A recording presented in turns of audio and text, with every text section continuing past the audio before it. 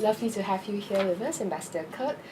President Barack Obama made the Time Influential 100 list again this year for the seventh time. So, what's it like working with a global icon? Well, I'm not going to tell him he's a global icon. Part of our job is to keep him humble. But the other thing, it is an extraordinary opportunity because I believe in his vision for our country, and I admire his willingness to understand that sometimes the best way for the United States to lead in a global way is to listen and to demonstrate a little bit of humility. And there's great strength through humility and being willing to build partnerships and understand that while the United States has been extraordinarily blessed as a superpower and an economic power, that we can also learn from others. And I think the wisdom of that is now being demonstrated in the strengthening of relationships we see with countries like the U.S. and Malaysia, throughout Southeast Asia and around the world.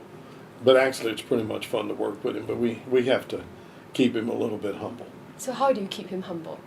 Oh, I can't say all of that on camera. But you know what I got to tell you, what you see with this president is what you get. He is a man of extraordinary intellect, but he's very down to earth. And the one way that we relate to one another is I give him an opportunity to step out of being a global icon and be a friend. What we talk about most is the challenges to pursue our love of public service with the fact that we're both fathers, and we're fathers of two girls. And I have two daughters who are about the same age differential as his, and most of our conversations are about our aspirations for our children, the kind of world that we want to grow in.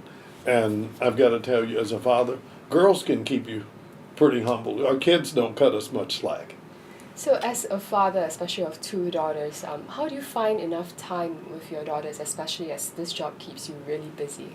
Well, one, I am blessed in that when I began my political career, and I was blessed to serve the people of my home city in Dallas, Texas, as mayor in 1995, and my daughters were 6 and 3. So one, they were young enough I could live at home, but I had to realize very early on you have to make time for your kids. And my father used to use a saying that you have to put the big rocks in first, and you've got to figure out what's important to you in your life. And if you say it's your family, and if you say it's your your faith, then you've got to pay attention to that. And it's hard.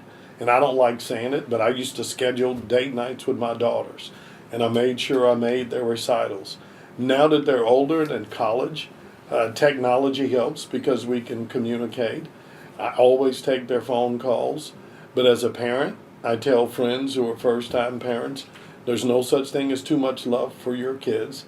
There's no such thing as spoiling a child, and there's no such thing. You'll never regret spending that extra 5 minutes with your kids. No father ever looked back on his career and said, I wish I'd spent more time in the office.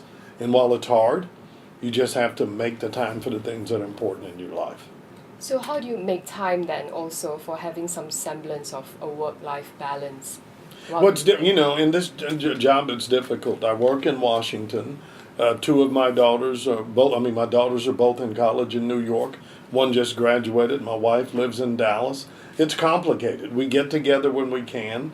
When I'm not on the road, traveling around the world, I try to get home, or my wife comes here, and whenever we can, we meet in New York. And fortunately, my girls are trying to drag me out of the Stone Age. They've introduced me to Skype.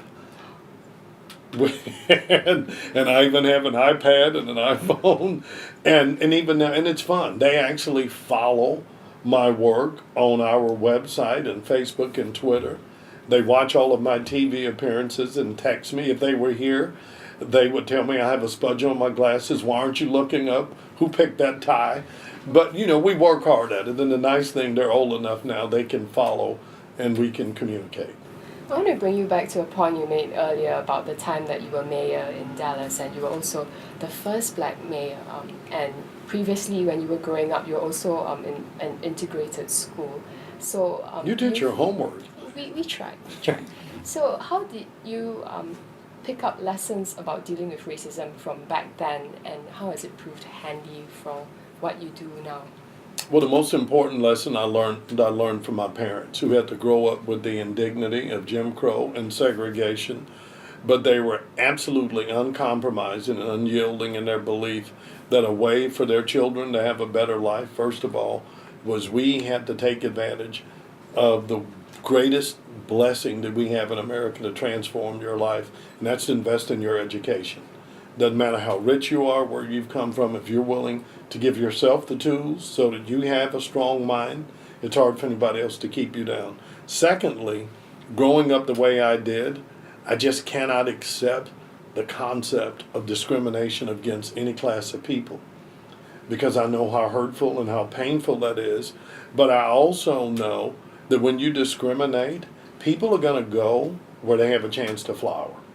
And the United States became the dominant economic power that we did last century because we opened our shores, sometimes forced, sometimes open, but we opened our shores to people from around the world who fled oppression, who fled discrimination, and came to the United States with their talents, and we built the most incredible economy in the world. And when you open up for more competition, it strengthens all of us. When you discriminate, you tell me I'm going to take my talents elsewhere. And so I've tried to embrace that in my work, in my career, and commit to openness, to inclusion, and to understand that I'm stronger when I'm pushed and when I'm challenged. And if I'm humble enough to admit I don't know everything, that's a great way for me to go hire people who are more talented than I am. And one of the strengths of this president is I think he has built a cabinet that included arguably rivals from when he ran for president, because he recognized that when he's surrounded by talent, by strength and wisdom, it makes him a better leader. And speaking of career, what are your future political aspirations, considering that you have been a mayor before? Well, I've been blessed to have a wonderful career in and out of public service. I've kind of ping-ponged backwards and forth. I mentioned, I think, that I pursued a career in law. I've been blessed to serve my state as Secretary of State under Governor Ann Richards, then as Mayor of Dallas, now my country. I can honestly say my wife still clings to the fiction that someday she will have an income-producing spouse. And so whenever my career in public service is over, frankly, I'm looking back to getting into business. And the one thing I love about my work at USTR, it really reminds me every day just how connected we are globally and how much our business is all intertwined with one another. So I'll stay on the global stage, but most likely in the private sector. Thanks very much for your time, Ambassador. Thank you for having me.